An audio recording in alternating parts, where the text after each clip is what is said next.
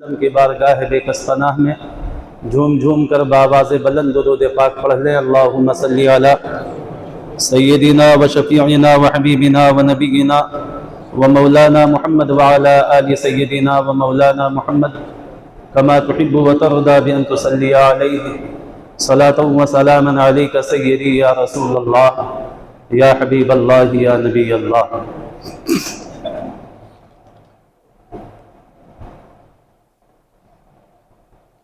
حضرات،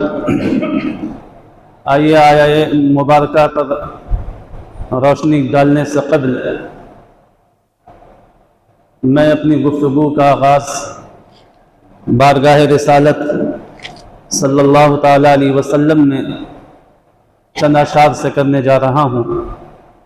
کسی شاعر نے کیا خوب لکھا ہے۔ شاعر کہتا ہے کہ میرے آقا کے جیسا کوئی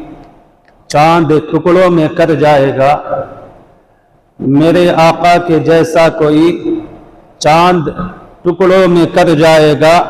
ہے کسی میں نہ اوقات یہ ڈوبا سورج جو پلٹائے گا، ہے کسی میں نہ اوقات یہ ڈوبا سورج جو پلٹائے گا۔ اور آگے شاعر لکھتا ہے کہ جب یہ پوچھا تھا ابو جہل نے کیا ہے اس میں بتاؤ ذرا، جب یہ پوچھا تھا ابو جہل نے کیا ہے اس میں بتاؤ ذرا،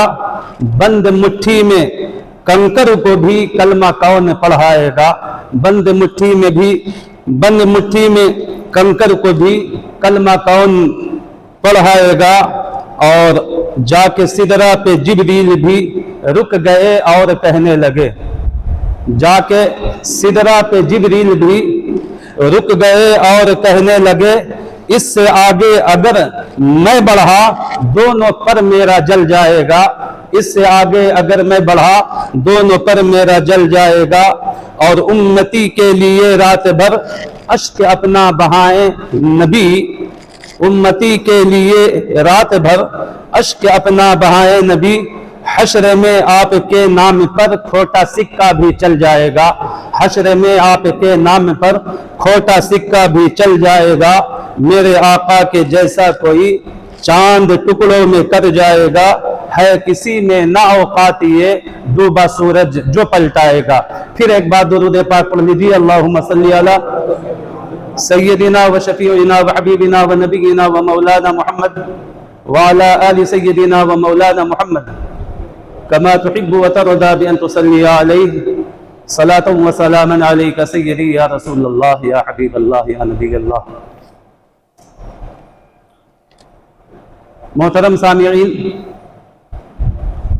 ابھی میں نے جس آیہ کریمہ کی تلاوت کا شرف حاصل کیا ہے، اس سے پہلے میں آپ کو یہ بتا دینا مناسب سمجھتا ہوں کہ ابھی ہمارے اور آپ کے درمیان سے نہایت ہی تیزی کے ساتھ وہ بابرکت اور بامقدس مہینہ جسے ہم ماہ نور کے نام سے جانتے اور پہچانتے ہیں، وہ رخصت ہوا۔ اور اس مہینے کے رخصت یہ ہوتے ہی ایک دوسرا مہینہ نمودار ہوا جسے ہم اور آپ ربیع الاخر کے نام سے جانتے اور پہچانتے ہیں، اور اہل سنت الجماعت کے درمیان اس مہینے کو 11ویں والے پیر کے نام کے مہینے سے بھی جانتے اور پہچانتے ہیں۔ اس مبارک مہینے کا چاند نمودار ہوا جس کی آج یہ دوسری تاریخ ہے۔ یہ اللہ کا لاکھ لاکھ فضل احسان ہے کہ پروردگار عالم نے ہمیں نہ صرف یہ کہ انسان بنایا، بلکہ انسان کے ساتھ ساتھ اللہ رب العزت نے ہمیں مسلمان بنایا۔ اور کرم بارائے کرم اس پاک پروردگار عالم کا کہ نہ صرف ہمیں اور آپ کو اہل ایمان اور اہل اسلام بنایا، بلکہ مسلمان بھی بنایا تو پیارے نبی صلی اللہ علیہ وسلم کا امتی بنایا۔ اور یوں تو امتی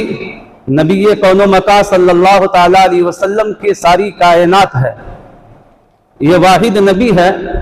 جسے محمد رسول اللہ صلی اللہ تعالیٰ علیہ وسلم کے نام سے کائنات جانتی اور پہچانتی ہے، یہ وہ نبی ہیں جن کو اللہ رب العزت نے چرند و پرند، شجر و حجر،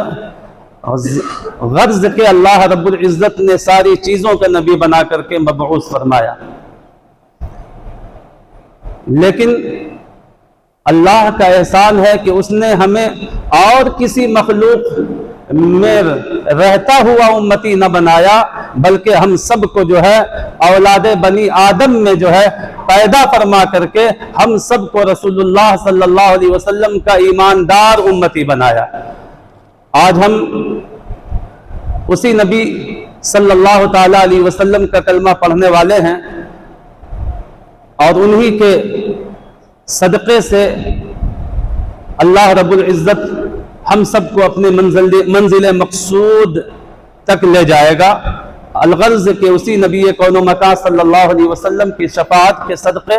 اللہ رب العزت ہم سب کو جنتی بنائے گا۔ بہرحال اس پاکیزہ اور بابرکت مہینہ کے رخصت ہوتے ہی اللہ رب العزت نے جو ہے ہم سب کو 11ویں کا مہینہ عطا فرما دیا۔ دیکھیے کرم، دیکھیے اللہ رب العزت کا کہ نبی کون و مکان صلی اللہ تعالیٰ علیہ وسلم کو 12ویں کا مہینہ عطا فرمایا،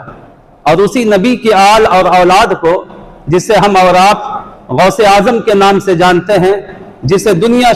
شیخ عبد القادر جیلانی کے نام سے جانتی ہے، جسے دنیا 11ویں والے پیر کے نام سے جانتی ہے، اللہ رب العزت نے اگر محمد الرسول اللہ صلی اللہ علیہ وسلم کو 12ویں کا مہینہ عطا فرمایا تو ان کی اولاد کو اللہ رب العزت نے 11ویں کا مہینہ عطا فرمایا۔ اور یہ بھی کمال ہے کہ 12ویں کے مہینے میں اللہ رب العزت نے اپنے محبوب کو جو مبعوث فرمایا تو 12 تاریخ کو مبعوث فرمایا، اور اللہ رب العزت نے اسی کے آل جناب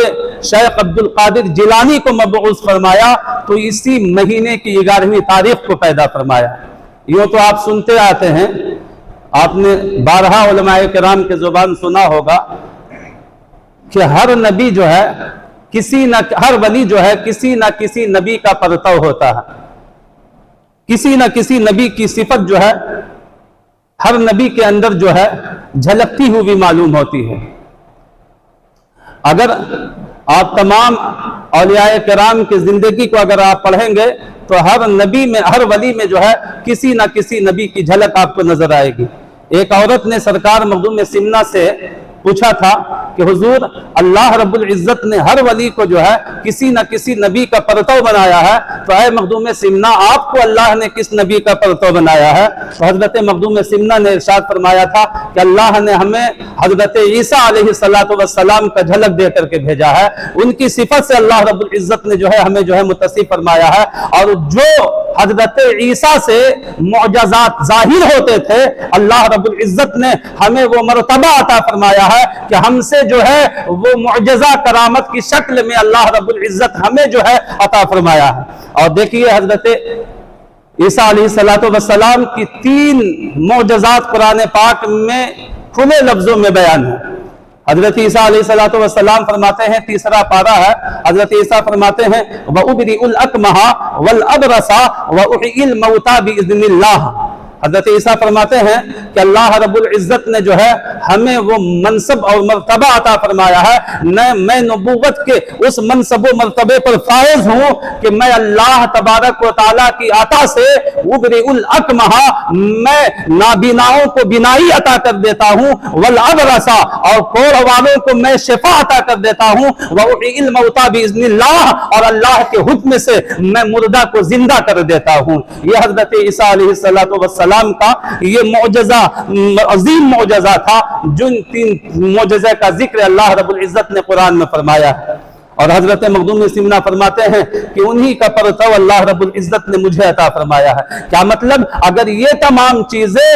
حضرت عیسیٰ سے معجزہ کے طور پر ظاہر ہوئی ہیں تو یہی چیزیں سرکار مخدوم سمنہ سے اللہ رب العزت نے کرامت کے طور پر ظاہر فرمایا ہے۔ آپ دیکھ لیں، یہ معمولی بات نہیں ہے، ایک پتھر کی مورتی میں جو ہے جان پیدا کر دینا یہ کوئی اور نہیں، یہ سرکار مخدوم سمنہ کی شان ہے، اس لیے کہ یہ جھلک حضرت عیسیٰ کی انہیں انہیں ملی ہے، یہ اوصاف حضرت عیسیٰ کا انہیں اللہ رب العزت نے عطا فرمایا ہے۔ تو میں بتانا یہ چاہتا ہوں دوستو کہ اللہ رب العزت نے جو ہے ہر ولی کو کسی نہ کسی نبی کا جو ہے پرتو بنا کر کے بھیجا ہے، اور جب اللہ کے رسول صلی اللہ علیہ وسلم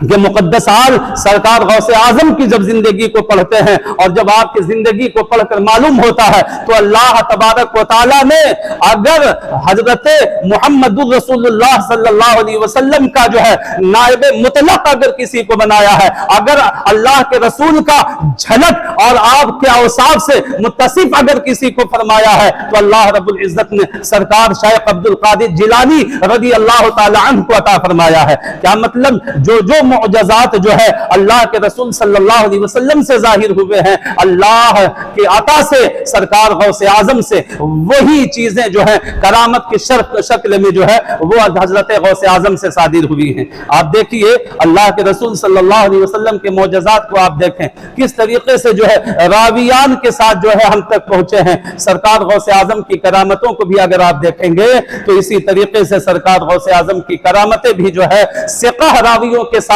جو ہے چلتے ہوئے ان کئی سالوں میں جو ہے ہوتے ہوئے ثقہ راویوں کے ساتھ جو ہے آج ہم تک جو ہے وہ کرامتیں سرکار غوث اعظم کی ہم تک پہنچی ہیں۔ اور ایک چیز یاد رکھیے، یہ بہت بڑی سعادت کی بات ہے، بہت بڑی سعادت کی بات ہے کہ اللہ رب العزت نے ہم سب کو جو ہے ولیوں سے محبت کرنے والا بنایا۔ ورنہ آپ دیکھیے اسپین ایک ملک ہے، یہ وہ ملک ہے جس کے تعلق سے جب آپ ہسٹری اور تاریخ پڑھیں گے تو آپ جو ہے سوچنے پر مجبور ہو جائیں گے۔ یہ وہ ملک ہے جس میں ہزاروں سال جو ہے مسلمانوں کی حکومت رہی، اور وہاں سلطان صلاح الدین ایوبی جیسا جنگجو پیدا ہوا جس نے پوری دنیا میں جو ہے اسلام کی نشر و اشاعت کی۔ تاریخ یہ بتاتی ہے کہ سلطان صلاح الدین ایوبی کی وہ ذات ہے کہ ان کی موت بھی جو آئی تھی تو ہاتھ میں تلوار اور وہ خود جو ہے گھوڑے کے پشت پر بیٹھے ہوئے تھے، ایسے عالم میں جو ہے آپ کی موت ہوئی تھی، اور ایسے اسلام کے جو ہے آپ جنگجو تھے، اور وہیں سے جو ہے اسلامی لشکر جو ہے دوسرے ممالک میں بھیجے جاتے تھے اور اسلام کی نشر و اشاعت ہوا کرتی تھی۔ لیکن آج اگر آپ جائیں تو آپ جائیں گے تو وہاں ایک بھی آپ کو کلمہ پڑھنے والا نہیں ملے گا،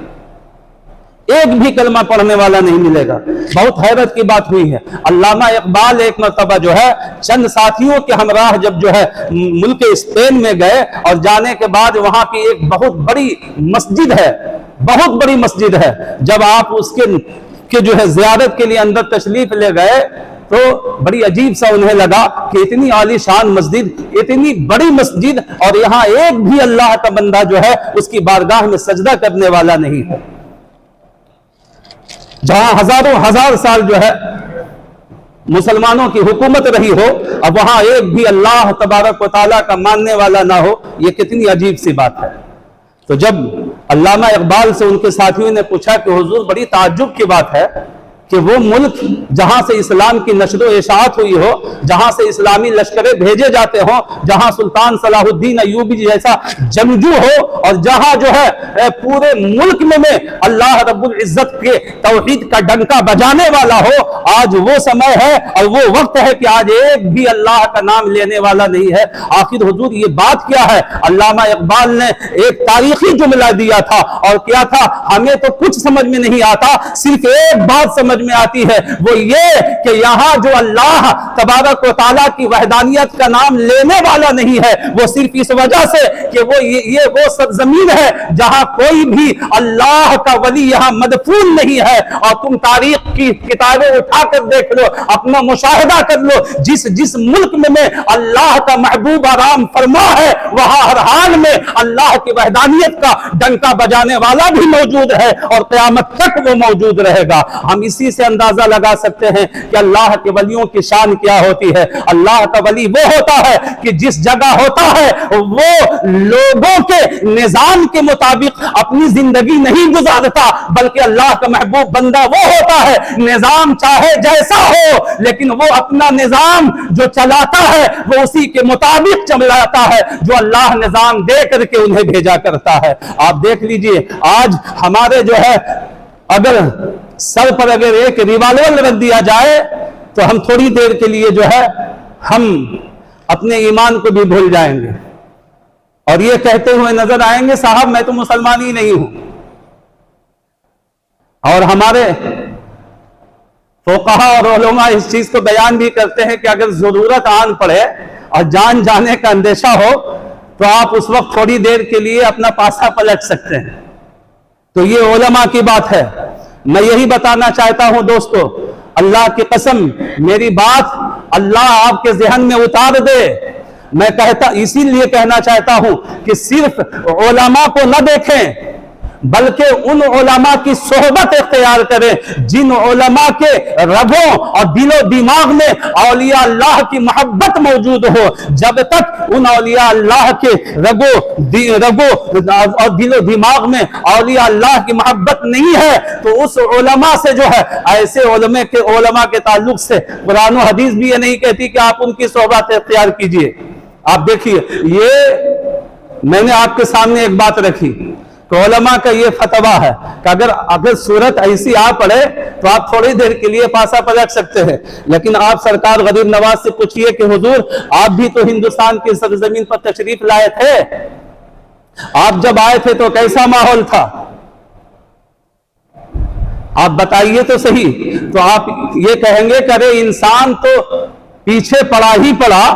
اور ہماری تو حالت یہ تھی کہ ہمارے پیچھے جادوگروں کو بھی بھیج دیا گیا، ہر طریقے کے ہیلے اپنا دیے گئے. تو اب آپ پوچھئے غریب نواز سے کیا تھوڑی دیر کے لیے آپ نے بھی اپنا نظام بدل دیا تھا؟ غریب نواز جواب دیتے ہیں تو مجھ سے پوچھتا ہے کہ میں نے اپنے نظام کو بدل دیا تھا حالات کے بدلنے کی وجہ سے. تو غریب نواز کا آپ کو یہ جملہ ملے گا، دنیا والوں سنو، اللہ رب العزت نے مجھے وہ مرتبہ اور منصب عطا فرمایا ہے کہ تم تو حالات کے بدلنے سے اپنا نظام بدل دیتے ہو، لیکن ہم جو اللہ والے ہوتے ہیں ہم زبانیں کو مجبور کر دیتے ہیں کہ وہ اللہ کے نظام پر اپنی زندگی کو گزارا کرے. یہ اللہ والے وہ ہوا کرتے ہیں دوستو. اور صرف اس دنیا میں ان کا فائدہ نہیں ہے. اللہ رب العزت قرآن مقدس میں ارشاد فرماتا ہے الاخلاء یومئذ بعضهم لبعض عدو الا المتقین، کہ قیامت کے دن کتنا خوفناک دن ہوگا، کتنا ہولناک دن ہوگا. قیامت کا دن آپ نے سنا ہوگا علماء سے گاہے بگاہے،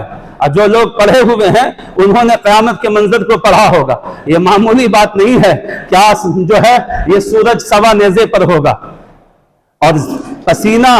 اس قدر جو ہے لوگوں کے بدن سے جو ہے جھڑے گا کہ وہ لوگ اپنے پسینے میں ڈوبے ہوئے ہوں گے. جس کے جیسے کرتوت ہوں گے، جیسا ان کا جو ہے عمل ہوگا وہ اسی طریقے سے اپنے پسینے میں ڈوبے ہوں گے. کوئی کمر تک ہوگا، کسی کے سینے تک ہوگا، کسی کے گردن تک ہوگا، اور کوئی تو پورے اپنے جو ہے پورے ناک اور منہ تک پورا ڈوبا ہوا ہوگا. ایسا خطرناک وقت میں جبکہ تانبے کی زمین ہوگی، سورج سوا نیزے پر ہوگا، آج نہ جانے کئی سو کئی ہزار میل پر کی دوری پر سورج ہے، تو اس تپش کو آج ہم اور آپ برداشت نہیں کر پاتے ہیں. اور جب وہ سوا نیزے پر سورج ہوگا اندازہ لگائیے کہ کتنا خطرناک سمے ہوگا. اور یہ وہ سمے ہوگا کہ سب کی رشتہ داری ختم ہو گئی ہوگی، کوئی کسی کا رشتہ دار نہیں ہوگا، سب کی رشتہ داری منقطع ہو گئی ہوگی. نبی پاک بتاتے ہیں کہ جو ہے اس دنیا میں جانے کے بعد ساروں کے رشتے منقطع ہو جاتے ہیں، سارے کے رشتے ٹوٹ جاتے ہیں. اور وہاں کل قیامت کے دن جو ہے آج تو ہم رشتہ داری نبھا لے رہے ہیں،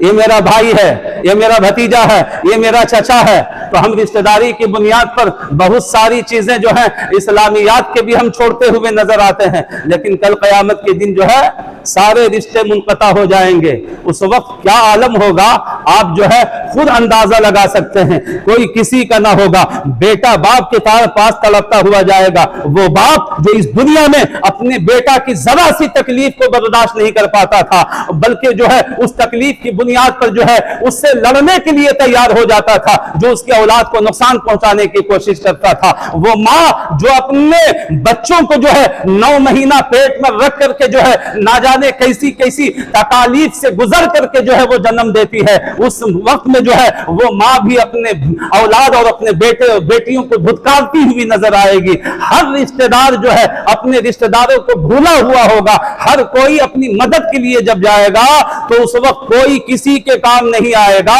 کوئی کسی کے کام نہیں آئے گا۔ قرآن فرماتا ہے الاخلاء یومئذ بعضهم لبعض عدو الا المتقین، کیا دنیا والوں سنو، قیامت کا دن اتنا خطرناک دن ہوگا کہ کوئی دوست کسی دوست کے کام نہیں آئے گا، بلکہ ہر دوست کا دشمن نظر آئے گا۔ ایسے وقت میں اگر کوئی دوستی نبھانے والا ہوگا تو وہ کوئی اور نہیں ہوگا، یہ یہی غوث اعظم ہوں گے، یہ یہی غریب نواز ہوں گے، یہ یہی مخدوم سمنا ہوں گے، یہ اولیاء اللہ ہوں گے، جو ایسے خطرناک وقت میں بھی جو ہے آپ کی مدد اور آپ کی جو ہے کو کام آتے ہوئے نظر آئیں گے۔ اور اللہ تبارک و تعالیٰ انہی کی مدد سے جو ہے آپ کو اس خطرناک اور ہولناک منظر سے جو ہے آپ کو نجات عطا فرما کر کے آپ کو جنت کی بہاریں عطا فرما دے گا۔ اللہ فرماتا ہے الاخلاء یومئذ بعضهم لبعض عدو الا المتقین، کہ وہ خطرناک دن کہ دوست بھی جو ہے دوست کا دشمن ہو جائے گا۔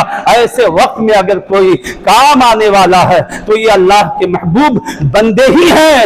جو اس وقت میں جو ہے ایک دوسرے کے جو ہے ایسے لوگوں کے کام آنے والے ہیں۔ اس لیے دوستو ہم اولیاء اللہ کے مرتبے اور حیثیت کو اور ان کی جو ہے شخصیت کو سمجھنے کی کوشش کریں کہ یہ کتنے بلند و بالا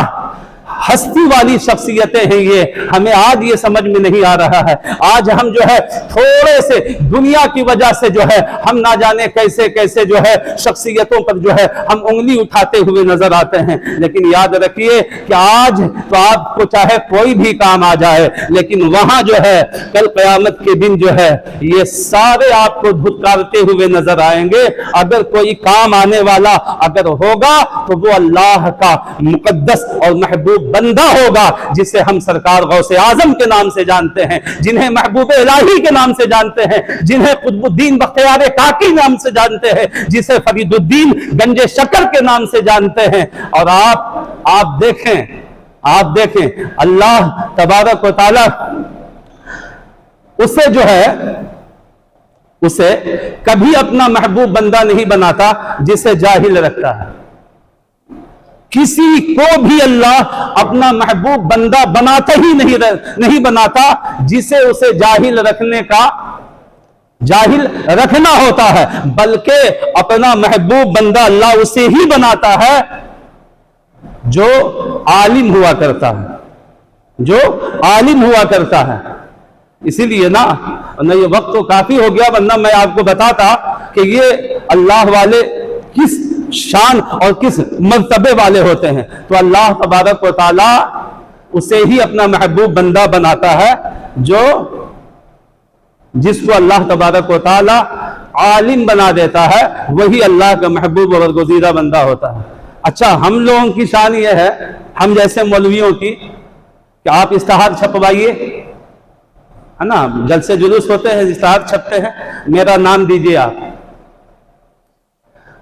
اور اس میں خالی ہلکا سا خالی علامہ مت لکھیے آپ میرے نام کے آگے۔ دیکھیے ہم کیسا مہا بھارت پیدا کر دیں گے۔ ارے ہم کو علامہ نہیں لکھا، مولانا نہیں لکھا، اس پر تو ہم جھگڑتے ہیں۔ لیکن جس کے علم کی سند اللہ رب العزت نے دیا ہو کہ وہ جس وقت تک اللہ کا محبوب ہو ہی نہیں سکتا ہے جب تک وہ خدا کی خدائی کا جاننے والا نہ ہو، وہ عالم نہ ہو، وہ اللہ کا محبوب بندہ نہیں ہو سکتا ہے۔ لیکن کمال ہے کہ یہی مولانا حضرات، یہی علماء حضرات، اگر ان کے نام کے آگے اگر علماء، علامہ، مولانا، مفتی، مفکر، محدث اگر نہ لکھیں تو جنگ جاری ہو جائے۔ اور یہی مولانا جب ان بزرگوں کا نام لکھتے ہیں تو خالی لکھ دیتے ہیں بابا فرید الدین گنج شکر۔ یہاں شرم نہیں آتی ہم جیسے مولویوں کو، یہاں شرم نہیں آتی ہم جیسے مولویوں کو کہ ہمارے نام کے آگے اگر مولانا چھوٹ جائے تو ہم جو ہے جنگ و جدال پیدا کر دیں، اور وہ جس کے علم کی سند اللہ رب العزت نے دیا ہو، جس کو دستار اللہ تبارک و تعالیٰ کی طرف سے ملی ہو، آج اسی شخصیت کو جو ہے صرف لکھتے ہیں تو لکھ دیتے سرکار غریب نواز، بابا فرید الدین گنج شکر، حضرت قطب الدین بختیار کاکی. تو میں بھی تو پلٹ کر کے کہہ سکتا ہوں کہ مولانا صاحب یہ کتنا بڑا ظلم ہے. آپ کے آگے مولانا نہ لکھا جائے، علامہ نہ لکھا جائے تو اتنی تکلیف ہو جائے، اور وہ جس کو علامہ اور مولانا محدث مفکر کی سند اللہ کی طرف سے ملی ہو اس کو ساتھ صرف بابا فرید آپ نے کیوں نہیں لکھا حضرت علامہ مولانا مفتی محدث مفکر اور مجدد اور فلاں فلاں حضرت فرید الدین گنج شکر رحمت اللہ تعالیٰ علیہ کو لکھتا ہے؟ ان کو ان چیزوں کی ضرورت نہیں ہے. یہ ہم جیسے مولویوں کو ضرورت ہے. جس کے پاس کچھ نہیں ہوتا ہے وہ ان چیزوں کے لیے جو ہے نا لڑتا جھگڑتا ہے. یہ تو وہ شخصیتیں ہیں کہ بیٹھتے خود ٹوٹی ہوئی چٹائی پر ہے، اور جب آنے والا آ کر مانگتا ہے تو انہیں حکومتیں اور سلطنتیں عطا کر دیا کرتے ہیں. یہ وہ لوگ ہوا کرتے ہیں. دوستو سمجھنے کی کوشش کیجئے. اللہ کی قسم، اللہ کا لاکھ لاکھ کرم ہے جس نے ہم لوگوں کو جو ہے ان محبوبان کا جو ہے عاشق بنایا ہے. اس لیے سمجھیے بہت پرفتن دور ہے، یہ بہت خطرناک دور ہے یہ. اللہ رب العزت کہ مقدس رسول صلی اللہ علیہ وسلم نے جس کو آپ کے لیے آئین ایمان بنایا ہے ان کو سمجھنے کی کوشش کیجئے. ہم تو اس کے پیچھے دوڑ رہے ہیں کہ اگر ہم اس کا نام نہ بھی لیں تو ہمارا کوئی کچھ نہ بگڑے. اس کے پیچھے ہم لڑتے اور کٹتے ہوئے مرتے ہوئے نظر آ رہے ہیں. اور جس کو اللہ کے رسول صلی اللہ علیہ وسلم نے آئین ایمان بنایا ہے کہ اگر تم اس سے محبت نہیں کرو گے تو تمہارا ایمان ناقص ہے. آج جو ہے ہم اسی مقدس اور محبوب شخصیت کو بھولتے ہوئے نظر آ رہے ہیں. دوستو سمجھنے کی کوشش کریں. یہ اللہ تبارک و تعالیٰ کا لاکھ لاکھ فضل و احسان ہے کہ ہمیں نہ صرف مسلمان بنایا بلکہ امت محمدیہ میں بنایا اور مسلمان بھی بنایا، اور ایسا مسلمان بنایا کہ ہم سب کے سب جو ہے اللہ کے مقدس اور محبوب بندوں کے محبت سے اپنے قلب و جگر ذہن و دماغ کو جو ہے ہم روشن رکھتے ہیں. مزید دعا کیجئے کہ اللہ رب العزت ہم سب کو اسی ایمان پر باقی رکھے جو ایمان ہمیں غریب نواز نے عطا کیا ہے، اور اسی ایمان پر اللہ ہم سب کا خاتمہ فرمائے جو ایمان اللہ غریب نواز نے ہمیں عطا کیا ہے. دعا اگر اس پرفتن دور میں کرنی ہے تو میں آپ کو ایک میسج دے رہا ہوں کہ دعا کیجئے تو یہی دعا کیجئے کہ اے اللہ تو نے غریب نواز کے ذریعے سے جو ایمان ہمیں عطا کیا ہے اسی ایمان پر ہمیں باقی رکھ، اور جب ہماری روح اس دنیا سے نکال، اس جسم سے نکال، تو اسی ایمان کے ساتھ نکال جو ایمان ہمیں غریب نواز اور قطب الدین بختیار کاکی اور یا اولیاء اللہ کے ذریعے سے ہمیں ملا ہے. اس لیے جو ہے کبھی آپ کے نزدیک گمراہیت آ ہی نہیں سکتی ہے جب آپ اس قسم کی دعائیں کریں گے. اللہ رب العزت ہم سب کو سچا پکا اولیاء اللہ کا ماننے والا بنائے، ان سب کے دامن سے ہمیشہ وابستہ رکھے، اور انہی کے نقش قدم پر ہم سب کو چلنے کی توفیق رفیق عطا فرمائے. میں آپ کو بتا دوں کہ یہ 11ویں شریف کا مہینہ ہے، سرکار غوث اعظم کا مبارک مقدس مہینہ ہے. اس کی 7 تاریخ کو 11ویں شریف ہے. اس لیے میں سب سے گزارش کروں گا کہ آپ اپنے اپنے انداز میں ذکر و اذکار بھی کریں، تلاوت کلام اللہ بھی کریں، اور جو ہے درود پاک کے اوراد بھی جو ہے آپ جو ہے ذکر کریں، اور جو نیکی آپ سے ہو سکے آپ کرتے رہیں. اور 11ویں شریف کے دن جو ہے نہایت ہی تجھ کو احتشام کے ساتھ جو ہے آپ اپنے گھروں میں، محلوں میں، گلیوں میں سرکار غوث اعظم کے نام سے اصالہ ثواب کرے، ان کے فیوز و برکات سے مالا مال ہوں، اور دعا کیجئے کہ اللہ رب العزت جو ہے انہی اکابرین کے نقش قدم پر ہم سب کو چلنے کی توفیق رفیق عطا فرمائے. آمین. وآخر دعوانا ان الحمد للہ رب العالمین. السلام علیکم.